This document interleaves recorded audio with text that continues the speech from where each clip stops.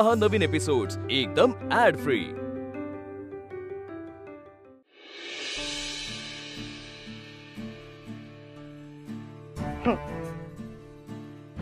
नकोय। का? इच्छा नाहीये। इच्छा नसायला काय झालं? इच्छा नसायला काय झालं? गुड क्वेश्चन, पण आत्ता याचं उत्तर नाहीये माझ्याकडे।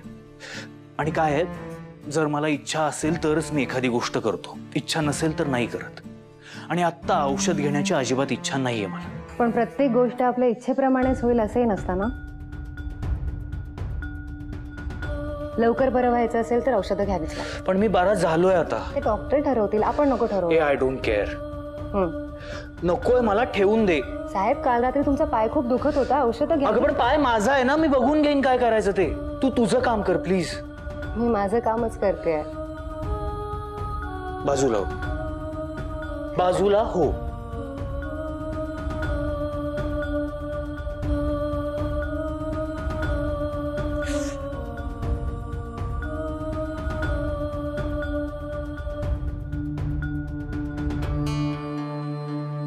तुला राग येत नाही का ग माझा? कसला? हेच, मी तुझ्याशी नीट वागत नाही, नीट बोलत नाही, तुझ्याशी वाटेल तसं बोलतो। तुला नाही वाटत की एखाद्या ठिकाणी जर आपला अपमान होत असेल तर आपण तिथे थांबू नये? हां? पण एखाद्या ठिकाणी आपल्या असण्याने जर चांगली गोष्ट घडणार असेल तर एकदा काय 100 वेळाला अपमान झाला तरी काय हरकत आहे? कधी कधी समोरची व्यक्ती आपल्याला कसंही वागवते कारण तिला माहीतच नसतं की तिला आपली किती गरज आहे। व्हॉट? Sorry, come again? हां, आता काय म्हणालीस तू? 100 वेळाला अपमान झाला तरी काय हरकत आहे? पुढे पुढे पुढे। कधी कधी समोरची व्यक्ती आपल्याला कसंही वागवते कारण तिला माहीतच नसतं की तिला आपली किती गरज आहे। अच्छा, ओके, म्हणजे तुला वाटतं की मला तुझी गरज आहे? माहित नाही, कदाचित आज नसेलही पण नंतर पडूही शकते। ए हॅलो हॅलो हॅलो, असं काही होणार नाहीये। आणि तू एक काम कर ना, तू प्लीज आता इथून जा ना, नाहीतर मी चिडेन, मी तुला काहीतरी बोलेन, मग तू चिडशील। त्यापेक्षा नकोस ना, तू प्लीज जा ना इथून। पण मी नाही चिडत। म्हणजे मी नाही चिडत। आणि जर मी तुला चिडायला भाग पाडलं तर? नाही चिडणार। चॅलेंज देतेस मला? नाही, औषध मी घेतो नंतर, तू ठेव ना तिकडे प्लीज, मी जरा बाहेर जाऊन येतो। नाही, कुठे जाताय तुम्ही?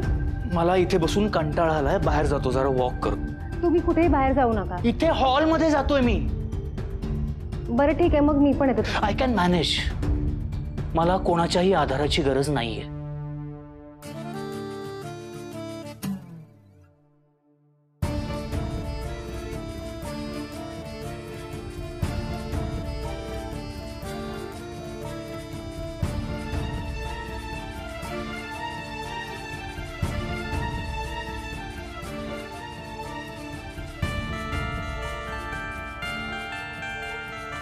सावकाश।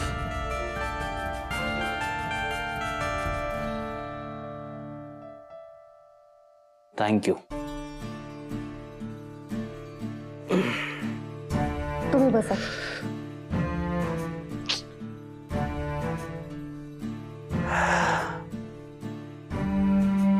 साहेब, आपण जाऊया खाली, औषध घ्या ना।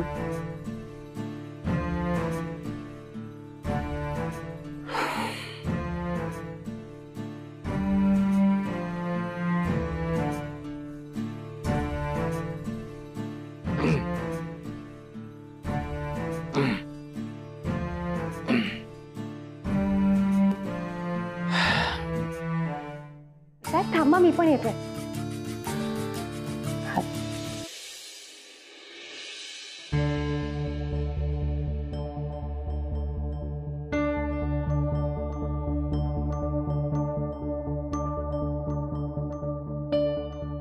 काय ग, लागला का फोन शेखरला? गेलाय का तू पोलीस स्टेशन मध्ये? देवाला ठाऊक 100 वेळा फोन करते आई, एकदाही उचलला नाहीये, कसं कळणार? काय करायचं आपण? मी जाऊन येऊ का पोलीस? अगं पण नाही, माझी फक्त एवढीच इच्छा आहे की बंटीला उगाच त्रास नको व्हायला। केतकी,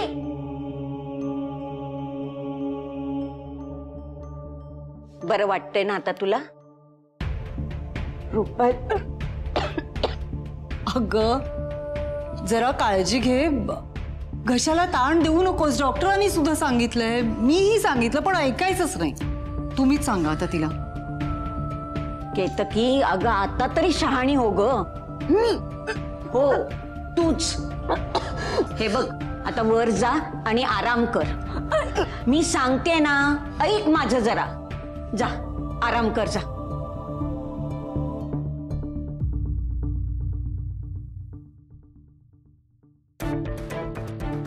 अहो, कुठे होतात तुम्ही? किती फोन केले मी तुम्हाला, एक फोन नाही उचललात. सॉरी, एका मीटिंग मध्ये होतो. बंटी कुठे आहे? साहेब पाणी. थँक्यू.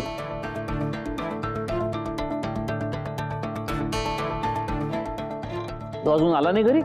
आला नाही म्हणजे?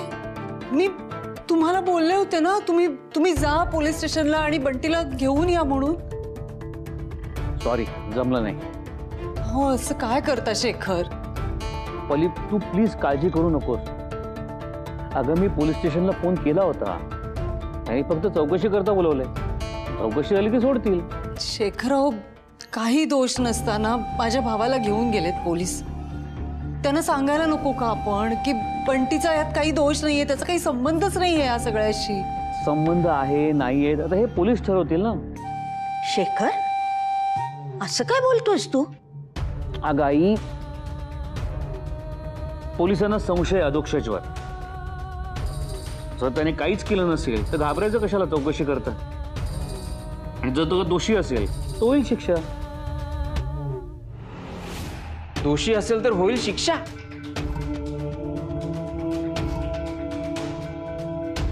वा भाऊजी, हा जो काय तुम्ही माझ्यावरती विश्वास दाखवलात ना, ते बघून मला खरंच खूप म्हणजे खूपच आनंद झालाय. हो,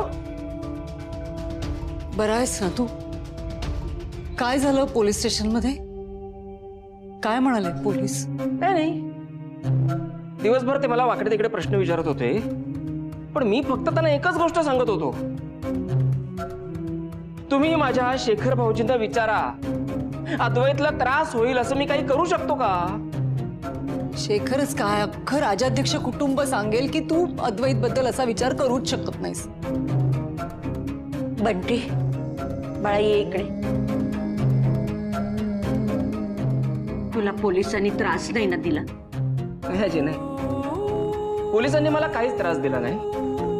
पण आता तुमचा हा मुलगा जे काय बोलला ना, ते ऐकून मात्र मला खूप त्रास होतो. काय ना, मी तुमच्या मुलाला नेहमी माझा मोठा भाऊ समजत होतो, पण आता माझ्या मोठ्या भावाचा माझ्यावर विश्वासच नाहीये, तर काय उपयोग नाही का? काय झालं?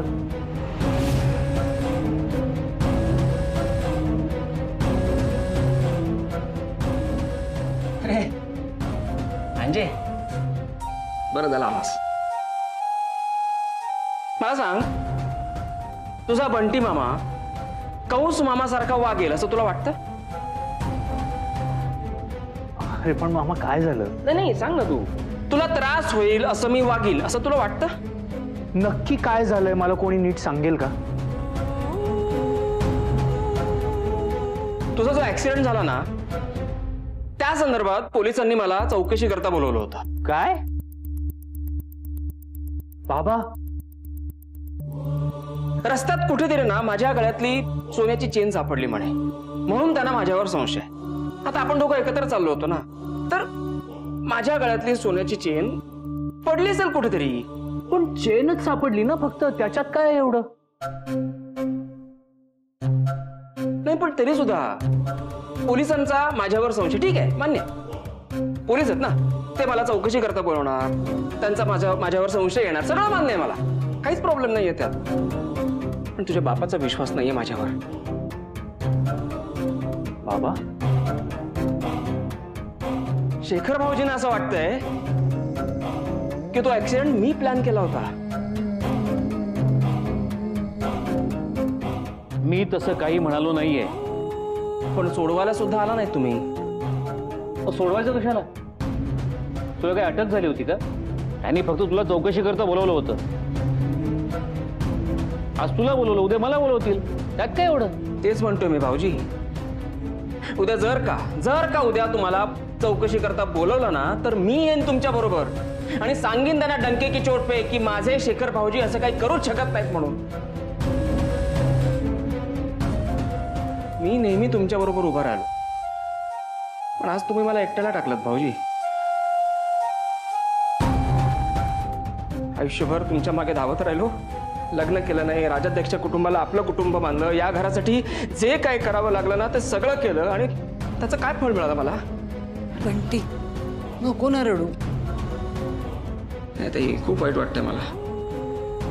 आपली आई गेल्यानंतर ना तू मला लहानाचं मोठं केलंस. तुझ्या लग्नानंतर तुझा हात धरून मी या घरात आलो.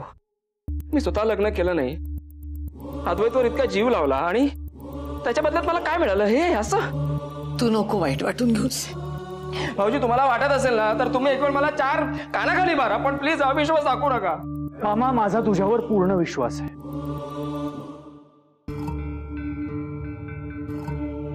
मला माहितीये तू काहीच केलेलं नाहीयेस.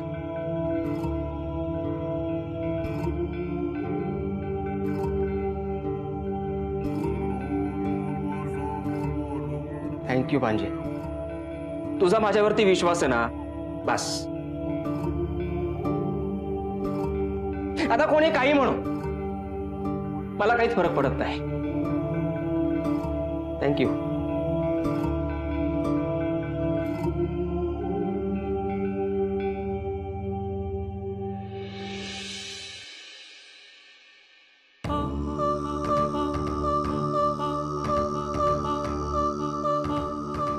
मी दोषी असेन तर मला शिक्षा व्हायला पाहिजे असं म्हणतो तुझा नवरा. कधी कधी वाटतं तुझ्या नवऱ्याला ना. हळू बोल जरा. हळू काय हळू? अरे शांत हो ना बंटी जरा. पोलिसांनी खूप टॉर्चर केलं का? या बंटीला त्रास देण्यात का सोपं वाटलं का तुला? काय काय विचारलं? काय नाही सांगितलं ना, उलट सुलट प्रश्न विचारत होते. पण त्यांचा कोणाकोणावर संशय आहे? नाही असं काही बोललं नाही. तू काही बोलला नाहीस ना त्यांना? ताई, मी कशाला स्वतःच्या पायावर कुऱ्हाड मारून घेऊ? आता त्यांनी खूप प्रयत्न केले, मला धमकावलं, घाबरवलं, पण मी पण त्यांना असे काय ढाचे दिलेत ना की बस. मग मूर्खपणा करायचाच कशाला? चेन पडलीच कशी अशी? ताई पण मी काय मुद्दामून केलं का? अगं ती चेन कधी कुठे कशी पडली माझं मलाच नाही कळलं. बर असू दे, पण आता याच्या पुढे जपून. हो ताई हो. हे बघ, मलाही असं वाटतंय बंटी की आत्ता तरी आपण अद्वैतच्या विरोधात काही करायला नको. सगळ्यांना संशय येईल आणि खात्री पटेल की नक्कीच अद्वैतच्या विरोधात कोणीतरी कटकारस्थान करतंय. पण तुझा नवरा शांत बसेल ना? ते बघू. आधी हे प्रकरण शांत होते. या मधल्या वेळात असं काहीतरी करू, असा प्लॅन करू की अद्वैतला कोणीही वाचवू शकणार नाही.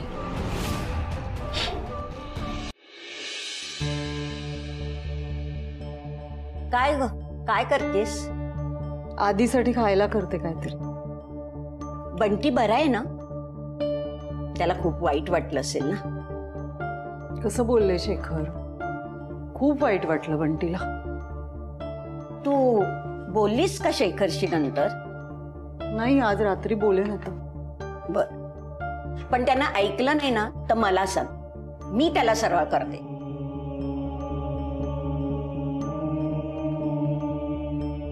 तुला एक गोष्ट सांगायची होती. ती मुलगी आहे ना नेत्रा, तिचं लक्षण काही मला ठीक दिसत नाही. तू जरा लक्ष दे ना. म्हणजे अगं सगळ्यांच्या बेडरूम मध्ये जाऊन ड्रॉवर चेक करत होती ती. हो, पण ती स्प्रे शोधत होती. चोराला चोरी करताना पकडल्यावर मी चोरी करतोय असं चोर सांगेल का? तेही आहेच. तू नीट चौकशी केलीस ना? चौकशी काय करणार आई? शेखर स्वतः घेऊन आलेत तिला. हो, पण तू जरा लक्ष दे बाई. नाही म्हणजे ती नर्स आहे म्हणून सांगतेय, पण तू एकदा खात्री करून घे. तू आहेस साधी, पटकन कशावरही विश्वास ठेवतेस. नाहीतर मोठं नुकसान करून ती निघून जायची आणि मग त्याचा पुढे आपल्याला त्रास व्हायचा.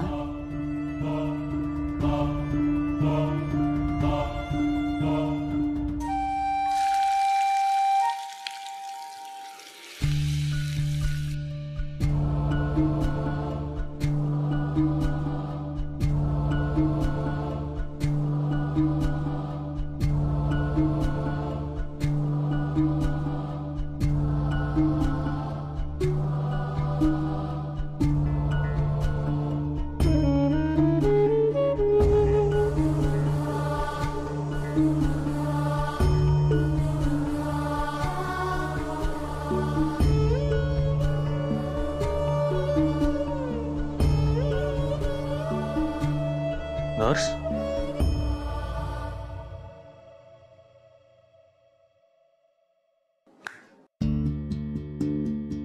काय काय करत होतीस तू? हे प्रार्थना करत होते त्रिनयना देवीची. आपल्याकडे लोक इतका देवदेव का करतात ना, हेच कळत नाही मला. त्यापेक्षा स्वतः मेहनत घ्या. देव काय करणार आहे? हल्ली तर चौका चौकात मंदिरं झाली आहेत आपल्याकडे. तुमचा विश्वास नाहीये का देवावर? अजिबात नाही. देवाशिवाय काही अडलं नाहीये माझं आजपर्यंत.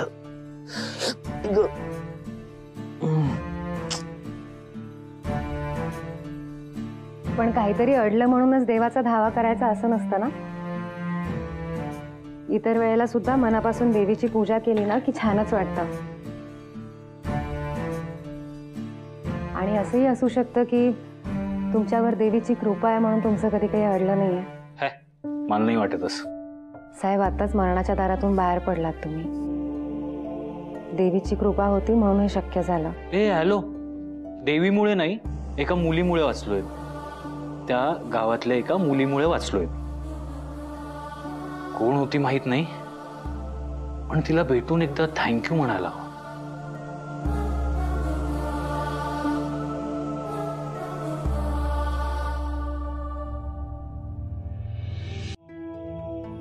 काय म्हणतंय माझं बाळ? एकदम फिट अँड फाईन. गुड. काय नर्सबाई काळजी घेताय ना बाळाची व्यवस्थित? जरा जास्तच काळजी घेते ती. आणि आता मला कंटाळा आलाय त्याचा. आता मला काय देवीबद्दल सांगत होती तिच्या. कोणती देवी? आई त्रिनयना देवी. तू अगं याचं ड्रेसिंग बदललंस की नाही? शेखर साहेब म्हणाले की उद्या दवाखान्यात जाऊन बदलायचंय. घरी नर्स असताना हॉस्पिटलमध्ये कशाला जायचंय ड्रेसिंग बदलायला? तू बदलशील ना? मी जाऊ का त्यापेक्षा दवाखान्यात? नाही, पावसा पाण्याचं नाही जायचं बाहेर. जमेल ना तुला हे ड्रेसिंग बदलून नवीन ड्रेसिंग करायला? नाही म्हणजे उगाच पावसा पाण्याचं बाहेर कशाला जायचंय हॉस्पिटलमध्ये? हो, साहेबांचं जेवून झालं की मग बदलते. नाही नाही, तू आधी ड्रेसिंग कर, जेवायला देते मी त्याला नंतर. हा, आणि मला भूक पण लागली आहे. अगं बाई कर पटकन, भूक लागली आहे त्याला.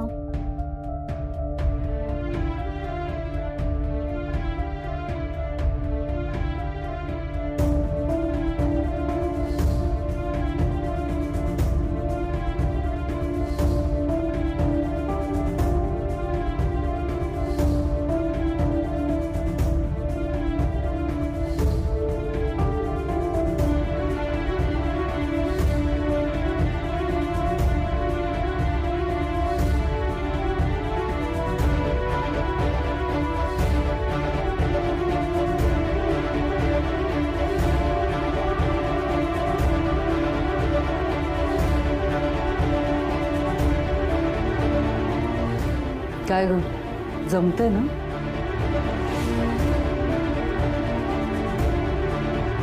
हो. मी नर्स नाहीये असा संशय आलाय का बाईसाहेबांना?